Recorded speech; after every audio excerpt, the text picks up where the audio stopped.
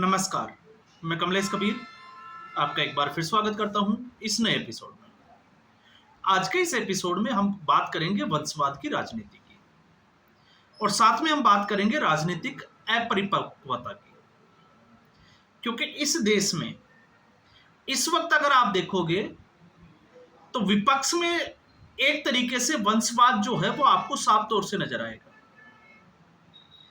तो सबसे बड़ी पार्टी राष्ट्रीय पार्टी कांग्रेस पार्टी, और कांग्रेस पार्टी में 2004 के बाद से जिस तरीके से राहुल गांधी को प्रधानमंत्री बनाने का एक अभियान चलाया गया यूपीए 2 की सरकार तक, लेकिन वो कामयाब नहीं हो पाया क्योंकि उस वक्त सरकार के ऊपर भ्रष्टाचार के बड़े आरोप थे। फिर आते हैं 2014 में, तो 2014 के बाद से लगातार राहुल गांधी को एक के बाद एक हार हुई और उस हार के बाद में राहुल गांधी की रीलॉन्चिंग होती है और बड़े अलग अलग तरीकों से होती है, लेकिन ना कांग्रेस पार्टी सफल हो पा रही है ना राहुल गांधी सफल हो पा रहे हैं। तो एक तरीके से राहुल गांधी ने, या हम कहें कि गांधी परिवार में जन्म लेने वाले राहुल गांधी और पूरा देश जो है वो कांग्रेस के अगर हिसाब से हम देखते हैं तो भावी प्रधानमंत्री के रूप में देखते हैं राहुल गांधी। दूसरा आते हैं हम अखिलेश यादव को, तो अखिलेश यादव की भी ठीक कमोबेश वही स्थिति है जो राहुल गांधी की है। अगर किसी से आप ये पूछोगे कि अगर समाजवादी पार्टी उत्तर प्रदेश में सत्ता में आती है तो मुख्यमंत्री कौन होगा, तो फिर नाम आता है अखिलेश यादव का। कोई भी बच्चा जो है वो ये बात बोल देगा। तो फिर आते हैं हम बिहार में, तो बिहार में भी यही स्थिति बनी हुई है। लालू प्रसाद यादव के बाद में आरजेडी का नेतृत्व कौन, तो अगले नेतृत्व की कड़ी में तेजस्वी यादव। तो अगर आरजेडी जो है वो सत्ता में आती है तो फिर मुख्यमंत्री कौन होगा, तेजस्वी यादव होगा। अब सवाल ये होता है कि जब हम राजनीतिक अपरिपक्वता की बात करते हैं तो राजनीतिक अपरिपक्वता का मतलब है कि आखिर इन लोगों के पास में अगर हम परिवार को हटा दें, तेजस्वी यादव के नाम के आगे से अगर हम लालू प्रसाद यादव का नाम हटा दें, राहुल गांधी के नाम से जो है वो गांधी परिवार का नाम हटा दें, और ठीक ऐसे अखिलेश यादव से मुलायम सिंह यादव का नाम हटा दें, तो आप सोच के देखिए इनकी स्थिति क्या है। दूसरी तरफ लोग जो है वो तुलना करते हैं भारतीय जनता पार्टी के साथ। तो भारतीय जनता पार्टी में अभी अगर जैसे हम देश के राष्ट्रीय स्तर पर हम चर्चा करें कि प्रधानमंत्री नरेंद्र मोदी के बाद अगला प्रधानमंत्री कौन होगा, या हम रिसेंटली अभी हम इस बात कर सकते हैं कि भारतीय जनता पार्टी का अगला अध्यक्ष कौन होगा। आप और हम सिर्फ अनुमान लगा सकते हैं, आप कंफर्म नहीं कह सकते कि कौन होगा, ना आप उपराष्ट्रपति के लिए कह सकते हैं। तो यहां पर बात आती है कि भारतीय जनता पार्टी की मेरिट जो है वो है क्या, और इन पार्टियों की सिर्फ और सिर्फ जो है वो परिवारवाद का टैग ही मेरिट है।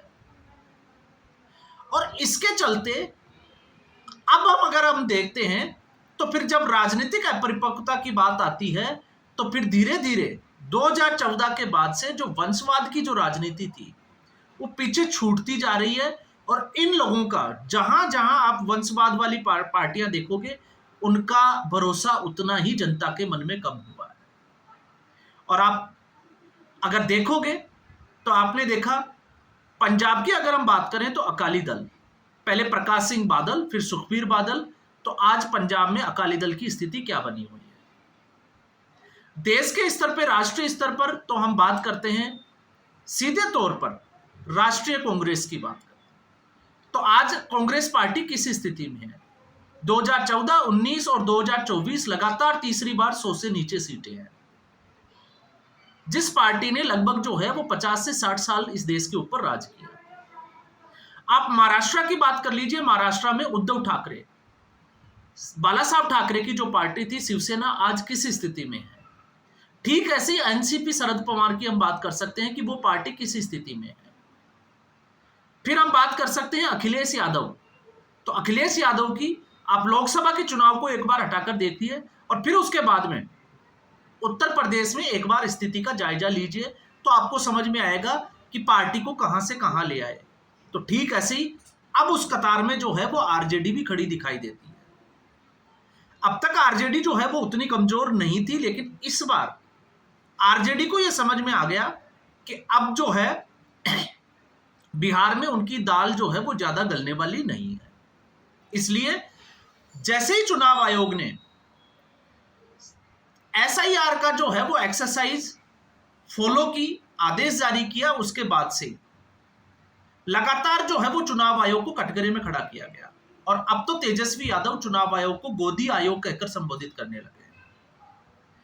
और चुनाव आयोग को कटघरे में क्यों खड़ा किया जा रहा है? क्योंकि इनको लगता है कि इनका बड़ा वोट बैंक जो है वो इनके हाथ से निकल जाएगा।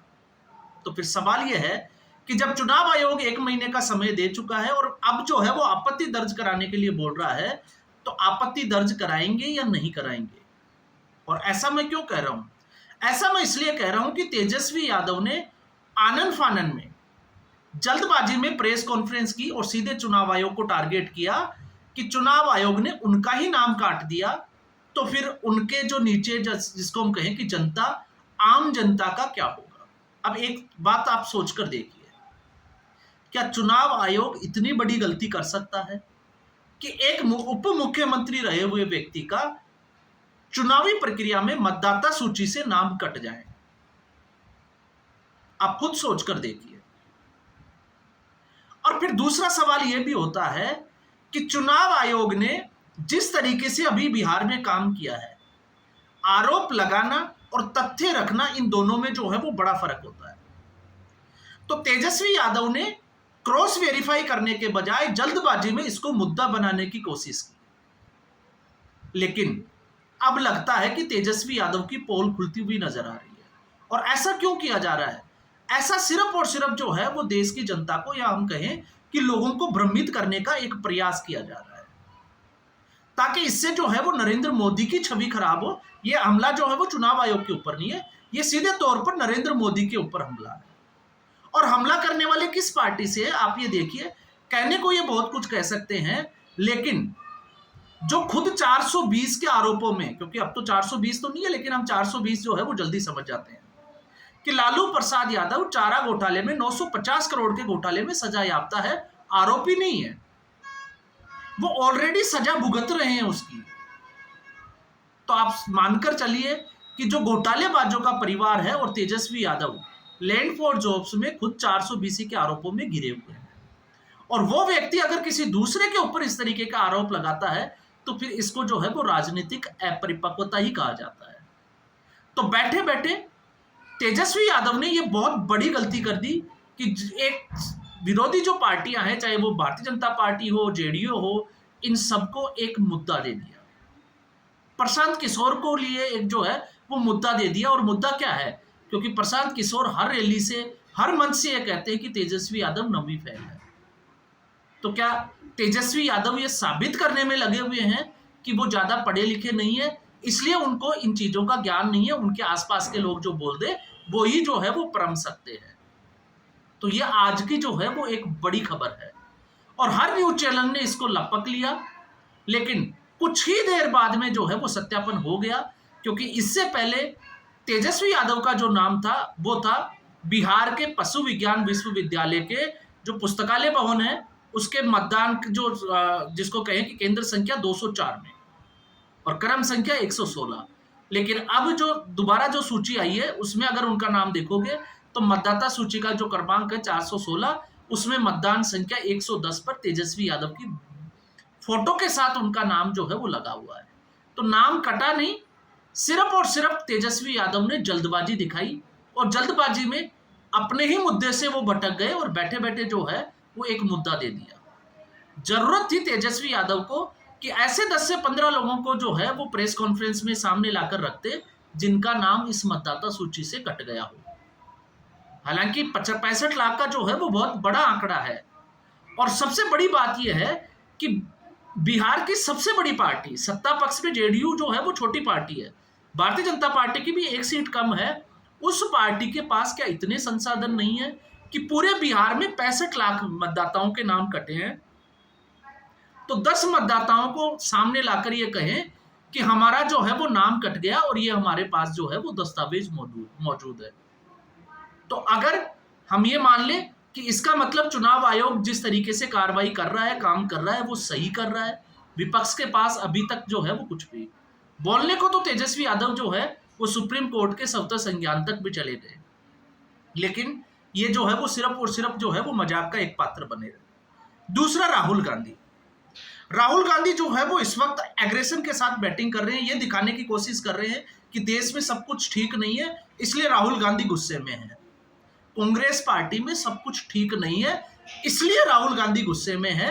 देश की जनता को इससे बात से कोई फर्क जो है वो पड़ने वाला दिखाई दे नहीं रहा, क्योंकि राहुल गांधी जो मुद्दे लेकर आते हैं वो जनता तक उतरते हैं, इसकी जो है वो कोई गारंटी नहीं है। पिछले 15 साल का जो है वो रिकॉर्ड यही कहता है। तो राहुल गांधी ने आज जो है वो हमला बोला अरुण जेटली के ऊपर, और सीधे तौर पे हमला क्या बोला कि 2020 में जो कृषि का सुधार कानून आए थे उसके खिलाफ राहुल गांधी ने आवाज उठाई, इसलिए नरेंद्र मोदी ने अरुण जेटली को उनके पास भेजा और ये कहा कि अगर आप कृषि कानूनों के खिलाफ लड़ाई लड़ोगे तो फिर आपके ऊपर जो है वो बड़ी कार्रवाई हो सकती है। और फिर तुरंत जो है वो अरुण जेटली के बेटे रोहन जेटली का जो है वो एक ट्वीट आ जाता है और वो जनता को साफ कर देते हैं कि उनके पिता का जो निधन है वो 2019 में ही हो जाता है। तो ये है इनका राजनीति का ज्ञान। अब कांग्रेस पार्टी के जो कार्यकर्ता और नेता जो है वो इनको कैसे झेलते हैं वो तो कांग्रेस पार्टी के कार्यकर्ता और नेता ही जानते होंगे। अब जिस तरीके से वो बताते हैं, तो अब बात आती है कि समझ की। क्या ये लोग जो बोलते हैं क्या इनको पता नहीं होता कि क्या हम बोल रहे हैं और इसकी सच्चाई क्या है?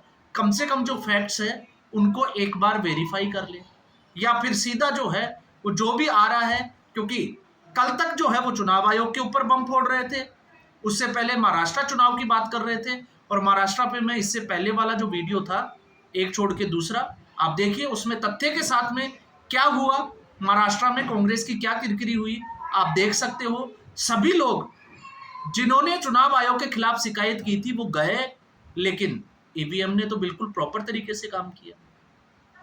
तो इसलिए अब इनके पास जो है वो कुछ नहीं बचता, सिर्फ और सिर्फ जो है वो एक ही चीज समझ में आती है कि बिना सिर पैर के जो है वो मुद्दे लेकर आएंगे और जनता को भ्रमित करेंगे। और इससे भी बड़ी बात, पिछले कुछ सालों से जो है वो जनता भी जागरूक हुई है, और इतनी जागरूक हुई है कि 2 बार जो है वो मेजॉरिटी के साथ मैंडेट देने के बाद में भारतीय जनता पार्टी को सत्ता से बाहर भी नहीं करना और पूरी मेजॉरिटी भी नहीं दे रहा, एक जिसको कहते हैं कि ब्रेक लगाना, एक झटका देना, तो 240 सीटों पर ले आए। तो फिर आप सोच सकते हैं कि इन पार्टियों का क्या असर हो सकता है। तो आज के एपिसोड में बस इतना ही। उम्मीद करूंगा वीडियो एपिसोड आपको पसंद आया होगा। वीडियो को लाइक करें, शेयर करें, चैनल जरूर सब्सक्राइब करें। धन्यवाद।